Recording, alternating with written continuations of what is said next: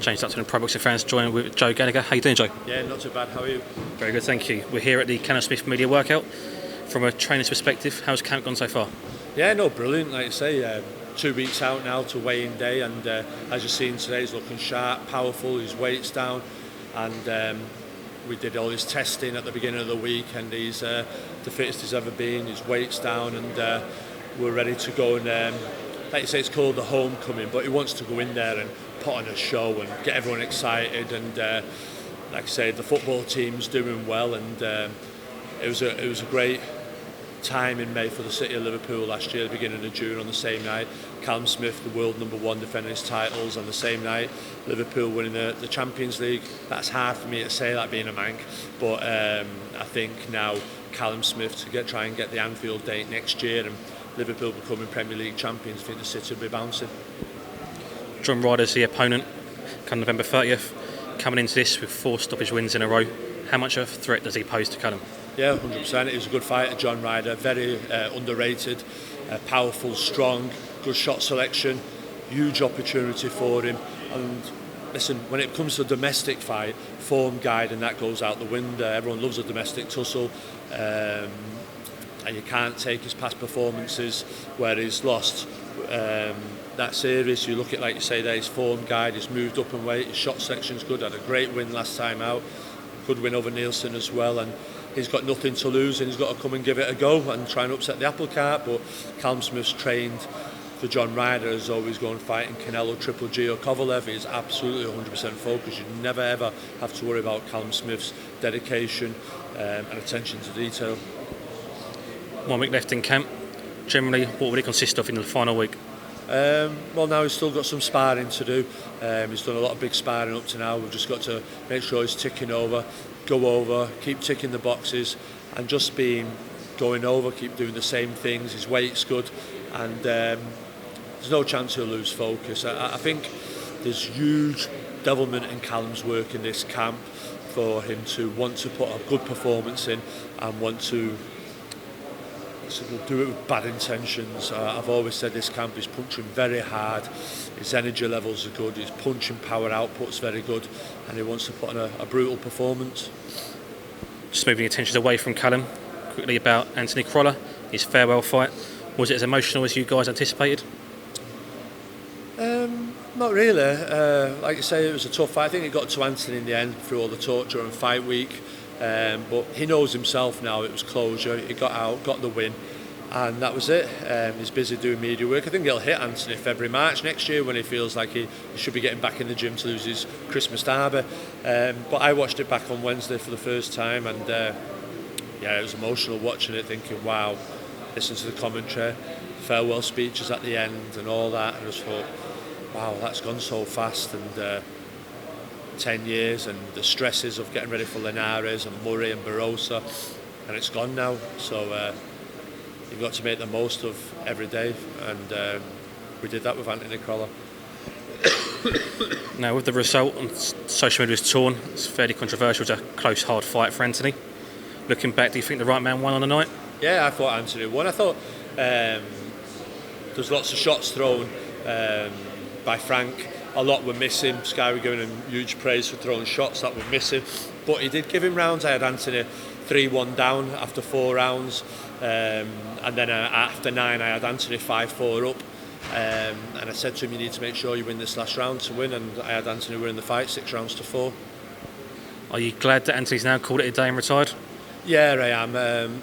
I am for him, but I'm not for his presence in the gymnasium. But I'm sure he'll come in and take over. He'll be in the corner of Callum Smith. He'll be coaching, and we have a good relationship. We'll see each other regular and often, but his work ethic in the gym will be missed, and it's up for everybody else to pick that baton up now. So a few quick predictions from yourself. How do you see the Wilder-Ortiz fight going? Great fight. Ortiz, you know, we had him out and he was on Quay Street for a while, a little bit of time. Wilder, pressure on him, he knows he's got to get through this to get the big fights. Ortiz knows that he can hurt Deontay Wilder. And I don't know whether Ortiz went in last time, whether he believed he could, but he's stubborn. And I think to himself, you've got to see a better Ortiz because he thinks he can. Wilder knows he can hurt him. I don't think he may be as gun-ho. They're both big punchers, but I've got to go with the champion Wilder. I just think that punching power he's got is a freak of nature, and I think somewhere along the line he's got to catch Ortiz again. Anthony Joshua, Andy Ruiz Jr. Good fight. I just think Ruiz. I think AJ being a bit quiet on the build-up, doing his work, going away, doing the right things that he should do. Huge pressure on the team. In that fight, Joshua, first time round, came out, boxed well, first round. But if you watch it back from Andy Ruiz's point of view, he from round 2 was cutting the ring off, had AJ, and he caught AJ in round 2, was shot in the back of the head that had AJ holding, and you can all look at it through rose-tinted glasses and looking at AJ, but if you look at it from Ruiz's point of view, he thought the perfect fight. He had AJ on the back foot, cutting round, he got dropped, but he got up and dropped him for the end of the round, where AJ, I feel, got hit, and he stayed hit like he did with Klitschko a little bit, do you understand, for a couple of rounds. Now AJ knows that Ruiz, he hits him, he's got to keep him to floor, because if he gets back up, he knows what happens. There's got to be a lot of mental battles very early on in that fight. Ruiz can choose to put it on him earlier, bring him back to them dark places, and then decide to stick it out and put it on AJ down the straight, a bit like Witherspoon Bruno. AJ, he's got to be switched on the whole time. I just don't think he can do that, and I think Ruiz has got fast hands, hits extremely hard, and there'll be a point in the fight where AJ will get caught. You mentioned it there. Has Anthony Joshua got an issue with his recovery and recovering from big shots in fights? I'm not sure. Recovery, I think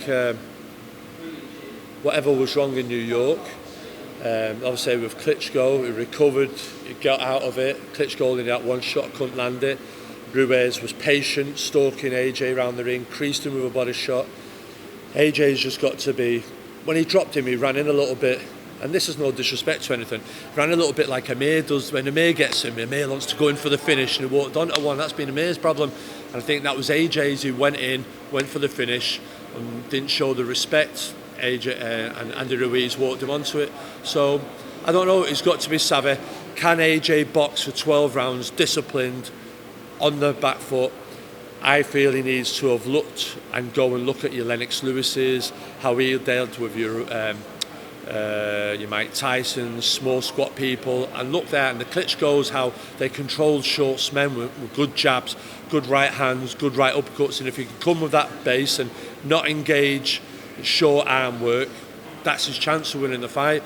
But once he tries to engage and Ruiz comes, I think he somewhere or another Ruiz will land in this fight, and it's how AJ responds to that. Scott Quigg, John O'Carroll? From what I've heard today, the fight's off. So, yeah, that's what I heard today. That's that one out the window then. And Eubank Jr, Matty Korobov? Very good fight. Korobov, really good coming through, but whether he's lived the life right and has still got it for 12 rounds. What I like about young Eubank, he upsets the form book, his tenacity, he's willing to go to America, fight in America, not against an easy opponent, going straight in at the deep end, and that'll bring the best out of young Chris. I'm a fan of Chris Eubank Jr, and I fancy Eubank Jr there to pull it off down the straight. And finally, you've been involved in the sport for a long time. What motivates you to continue? What makes me to continue? There's Callum Smith has yet to become a two-time world champion, as has Paul Butler. Callum Johnson wants the BTBF rematch. Callum Smith has to become a two-weight world champion, and Paul Butler has to become a two-time world champion. And that's what's driving me on till they're achieved. Joe Gallagher, thanks for your time. We've been Pro Boxing fans. No problem. Cheers. Thanks very much. Cheers. Thank you.